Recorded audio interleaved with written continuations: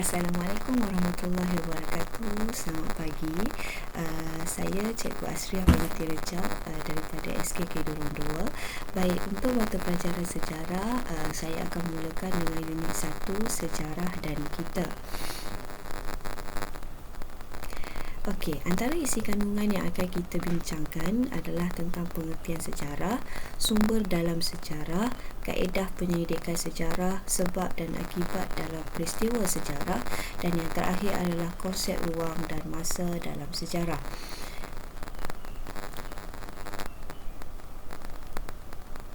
Sejarah merupakan penceritaan tentang tindakan manusia dan sebab-sebab mengapa kita melakukannya. Manakala sejarah juga kita boleh katakan sebagai membicarakan tentang peradaban manusia dan juga perubahan yang berlaku. Selain itu, sejarah juga adalah satu proses interaksi antara masa kini dengan masa yang lampau. Manakala sejarah juga kita boleh katakan sebagai peristiwa yang pernah berlaku ataupun yang sudah berlaku, dan yang terakhir sejarah juga kita boleh katakan sebagai satu catatan ataupun rekod sesuatu peristiwa yang telah berlaku pada masa lalu. Ini adalah pendapat ahli-ahli sejarawan yang telah membincangkan tentang pengertian sejarah. Apakah hari bersejarah dalam hidup anda? Jadi, murid-murid boleh kongsikan dengan cikgu, dengan rakan-rakan apa hari bersejarah yang telah berlaku dalam hidup kamu semua. Baik, sumber sejarah kita boleh bincangkan di sini ada dua sumber sejarah, iaitu yang pertama sumber primer dan yang kedua adalah sumber sekunder. Sumber primer adalah sumber yang kita kenali juga sebagai sumber pertama, iaitu sumber yang belum diolah, sumber yang asal dan belum diolah. Manakala sumber sekunder adalah sumber daripada penulisan yang kita hasilkan daripada sumber primer. Baik, sumber primer kita boleh tengok contohnya fosil, manuskrip, artifak dan juga dokumen rasmi. Manakala sumber sekunder antara contohnya adalah buku, majalah, akhbar dan juga risalah. Okey, baik. Okey, jadi sumber primer adalah sumber pertama yang belum diolah dan asal, manakala sumber sekunder adalah sumber ataupun penulisan yang kita hasilkan daripada sumber primer. Seterusnya, apakah kaedah penyelidikan sejarah? Ada 3 kaedah penyelidikan sejarah, iaitu kaedah arkeologi, kaedah lisan dan juga yang ketiga kaedah bertulis. Ini adalah contoh-contoh kaedah penyelidikan sejarah. Kaedah arkeologi adalah kaedah ataupun proses untuk kita dapatkan maklumat daripada bahan-bahan tinggalan sejarah, contohnya artifak dan fosil. Dan kaedah ini juga kita disebut sebagai kaedah cari gali, iaitu ekskavasi.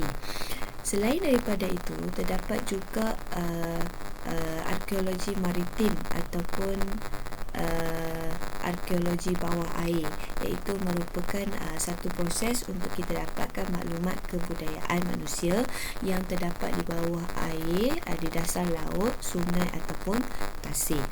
Baik, kaedah yang kedua adalah kaedah lisan. Kaedah lisan ni merupakan proses untuk kita dapatkan maklumat melalui temu bual dengan orang sumber. Orang sumber ni adalah orang yang terlibat dalam peristiwa sejarah, sama ada dia melihat ataupun mendengar ataupun dia berada dalam suatu peristiwa itu. Itu kita panggil dia orang sumber.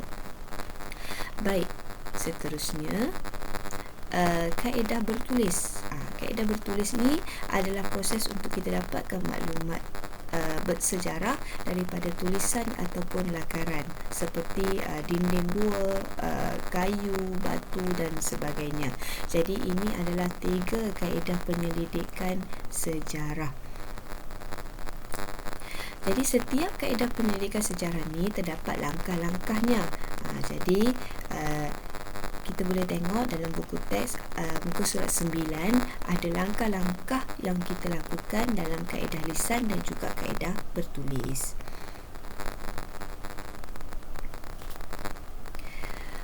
Konsep ruang dan masa dalam sejarah ni amat berkait. Okey, jadi setiap ahli sejarawan menggunakan urutan masa untuk mengkaji sesuatu peristiwa bersejarah yang telah berlaku. Jadi urutan masa ini kita kenali dia sebagai kronologi. Jadi konsep masa ini kita dapat bahagikan kepada dekad, abad dan juga alaf.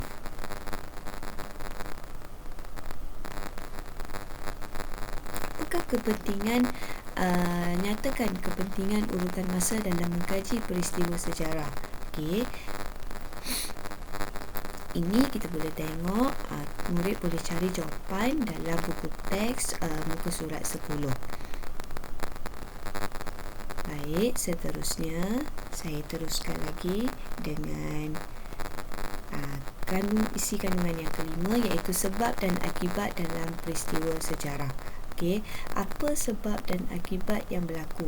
Setiap peristiwa sejarah yang berlaku mempunyai akibat dan sebab. Okey, jadi kajian tentang sebab dan akibat ni dia memudahkan kita tentang pemahaman sesuatu peristiwa bersejarah. Contohnya,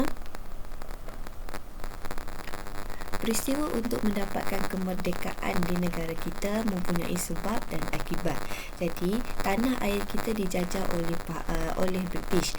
Jadi, rakyat akan berjuang berhabis-habisan untuk kita bebaskan tanah air kita sehingga berjaya untuk mencapai kemerdekaan.